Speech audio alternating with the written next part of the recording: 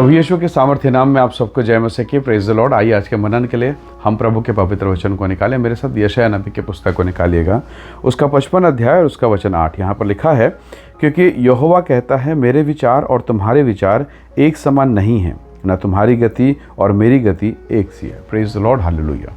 परमेश्वर के लोगों, जीवन में जब हमारे कई प्रकार के उतार चढ़ाव आते हैं, तब कई बार ऐसे लगता है कि परमेश्वर मेरे साथ ऐसा क्यों हो रहा है।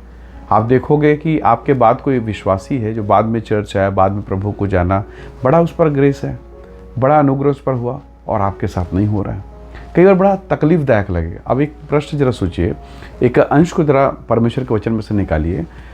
आप देखते हैं कि उत्पत्ति के किताब के 12 अध्याय में परमेश्वर ने अब्राहम को चुना जातियों का मूल पिता होने के लिए, एक ऐसे व्यक्ति को जिसकी कोई संतान नहीं, निर्वंश है, मृत शरीर एक प्रकार से कहा जाए तो, अब्राहम और सारा को। उनके साथ उनका भतीजा लूत भी निकला।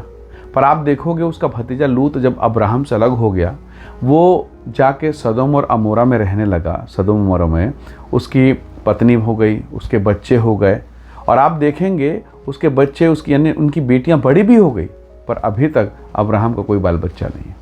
बहुत पीड़ादायक है ना। कई बार ऐसे लगता है, हन्ना का जीवन देखिएगा, उसके कोई बच्चे नहीं हुए और सौतान के यहाँ बच्चे पे बच्चे हो रहे हैं। तो कई बार आपके जीवन में ना बहुत तकलीफ़ें आएंगी और आप इन चीज़ों को सोच के कभी कभी निराश हो जाएंगे, और ऐसे नकारात्मक चीज़ों को शैतान आपको दिखाएगा। ये देख, तू बैठा है और देख तेरा क्या हो गया, देख तेरे बाद वाले क्या हुआ, देख तू प्रभु से प्रार्थना करता, सब कुछ करता, पवित्रता में रहता, क्या मतलब। इनको देखिए, पाप में है और वे फल रहे हैं, फूल रहे हैं, बड़ी ब्लेसिंग है। प्रभु के लोगों, बारिश के पानी में आपने देखा होगा कि बुलबुला बनता है, उसकी लाइफ कितनी होती है, वो बस थोड़ी देर रहेगा और चला जाएगा। भाप की लाइफ कैसे। तो अगर आप इन लोगों के जीवन को देखोगे जो दुष्टता में, पाप में जीवन बिता रहे हैं, ये ज़्यादा दिन का नहीं है, 2 साल, 4 साल, 5 साल, 10 साल, पर अंत में ये समाप्त होंगे। पर अंततः परमेश्वर का वचन कहता है, धर्मी के घर में बहुत आशीष होता है, धर्मी को वो आशीष देता है। दाऊद कहता है, मैंने धर्मी को कभी टुकड़े मांगते नहीं देखा। तो अगर आप धार्मिकता में हैं तो परमेश्वर का आत्मा आपके जीवन में काम करेगा। प्रभु कहता है, तुम्हारे विचार और मेरे विचार एक समान नहीं है। कई बार हम परमेश्वर को अपने विचार से सोचने की कोशिश करते हैं, अपने विचार से समझने की कोशिश करते हैं। एक लोटा लेके समुद्र में कितना पानी बता सकते हैं क्या? कभी नहीं, क्योंकि लोटा की अपनी कैपेसिटी है, एक बर्तन की अपनी कैपेसिटी है और समुद्र की अपनी कैपेसिटी है। हालेलुया। उस महान परमेश्वर को हम छोटे मोटे आश्चर्य कर्मों के आधार पर नाप नहीं सकते। इसलिए आपके जीवन में अगर उतार चढ़ाव हो, प्रभु के धार्मिकता में बने रहिए। हन्ना को कई वर्षों तक आशीष नहीं मिली, पर उसने परमेश्वर के भवन में जाना नहीं छोड़ा। एलीशिबा, जकरिया, इन्होंने परमेश्वर के याजक के काम को बंद नहीं किया, और अंत में परमेश्वर ने सर्वोत्तम आशीष दी। 38 वर्ष का रोगी, सब उससे पहले भाग जाते, चंगे हो जाते, पर उसने उस जगह को नहीं छोड़ा। हालेलुया। उसके जगह को नहीं छोड़ने के कारण प्रभु यीशु मसीह उन सब को छोड़ के इसके पास आके कहता है, क्या तू चंगा होना चाहता है? हालेलुया। तो प्रभु के लोगों, बहुत बार ऐसा होगा कि स्वर्ग का परमेश्वर आपको उठाएगा। आपके बच्चों को आज आप देख रहे जिस स्तर पर, हमेशा नहीं रहेंगे। उसने कहा है, मैं तेरे नाती पोतों को, तेरे बाल बच्चों को आशीष दूंगा। क्या परमेश्वर झूठा है? कदापि नहीं। उसका अपना समय है, उसका अपना तरीका है।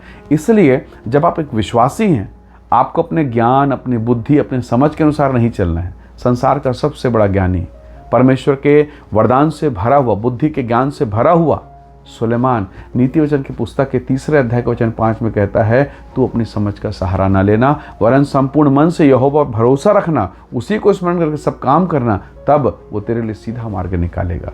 तो सीधा मार्ग जब वो निकालने को तैयार है, जब परमेश्वर मेरे लिए खुद सीधा मार्ग निकालने को तैयार है, मैं उसे क्यों विचार करके टेढ़ा करूँ? मैं क्यों अपने मन को खराब करूँ, जब मेरा प्रभु मेरे लिए रास्ता निकाल रहा है। आपको याद है, आधी रात को निकले हैं, मूसा के साथ मिस्र को छोड़कर सब इजरायली लोग निकले, परमेश्वर की जय जयकार करते। अब आगे तो लाल सागर है, रास्ता है नहीं, पीछे फिरौन की सेना, जाए तो जाए कहाँ। तो कुछ लोग कुड़कुड़ाए, और कुछ लोगों ने पक्का मान लीजिए, कुछ लोगों ने जाकर कहा होगा, ओ फिरौन, सॉरी सॉरी सॉरी, माफ़ कर दो भैया, क्षमा कर दो, गलती से इसके चक्कर में आ गए थे, हम तो आप ही के हैं, हम वापस जा रहे हैं। कई लोग चले भी गए होंगे, और कई लोगों ने कहा, पत्थर पकड़ो, मारो मूसा को, ये तो कहाँ जंगल में लाके मार देगा। अरे आगे रास्ता नहीं, उसके पास क्या मैप नहीं है, नक्शा नहीं है, कहाँ लेके जाना है, पता ही नहीं इसे। कई प्रकार की बातें। पर कुछ लोग परमेश्वर के दास पर भरोसा करके बने रहे और स्वर्ग के परमेश्वर ने पुरवाई बहाई, आत्मा की सामर्थ उतरा और वो महासागर, वो लाल सागर 2 भागों में बटा, कलीसिया के लिए मार्ग खुला है। हालेलुया। किसके लिए खुलता है? जो टिका हुआ है, जो बना हुआ है, जो भरोसेमंद है। हालेलुया। प्रभु भी आपके लिए मार्ग खोलेगा अगर आप टिके रहेंगे, अगर आप बने रहेंगे। मैं जानता हूँ जीवन में कई ऐसी परिस्थितियाँ आती है जब मन में बहुत निराशाएं आती है, समझ नहीं आता कहाँ जाएं, क्योंकि रिश्तेदार छोड़ देंगे, परिवार छोड़ देगा, आपके प्रियजन भी आपको बिस्तर में छोड़ के हॉस्पिटल के बाहर बैठे हैं, कोई आपके साथ नहीं है। लेकिन स्वर्ग का प्रभु उसने कहा, एक दूध पिलाने वाली माँ तुझे छोड़ेगी, मैं तुझे कभी ना छोड़ूंगा। उसी परमेश्वर पर भरोसा कीजिए, निसंदेह स्वर्ग का प्रभु आपको आशीष देगा। आइए दुआ करें, आइए हम प्रार्थना करें ताकि वो हमारे लिए मार्ग निकालें। प्रेमी अनुग्रहकारी स्वर्ग पिता, मेरे प्रिय भाई बहनों के जीवन को मैं आपके हाथों में सौंपता हूँ।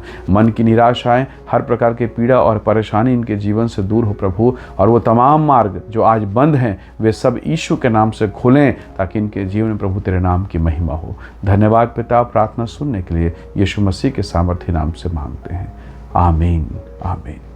प्रभु आप सबको बहुत ऐसे आशीष दे। परमेश्वर का अनुग्रह आप सबके साथ हो। Praise the Lord. जय मसीह।